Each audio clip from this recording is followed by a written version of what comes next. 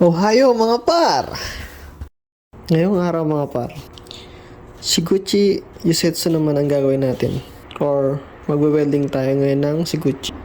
Or kung di ako nagkakamali, ragged joint o ragged connection yata ang tawag dito.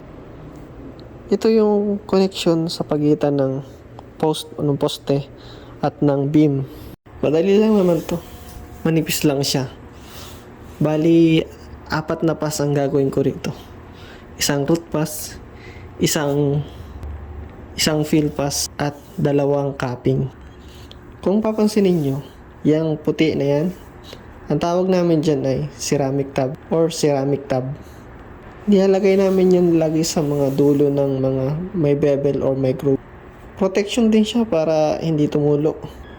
Tapos para maganda rin yung dulo, maganda rin tingnan.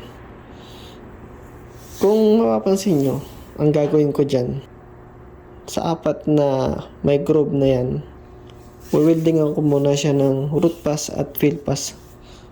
Paikot. Then, pag nalagyan ko na yung 4 na yan ng root pass at fill, gagamitan ko siya ng jetto para matanggal yung mga slag or kung ano man. Then, saka ko lang siya ulit lalagyan ng capping. Paikot. Tigda 2. Bali, yung Shiguchi na yan, may kakabit pa dyan.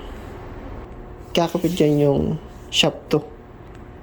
Or yung mismong poste na kakabit kasama yung base. So, siya yung parang ulo. Ang gamit nga pala namin wire dyan ay solid wire o MIG welding. Yun na lang muna ulit.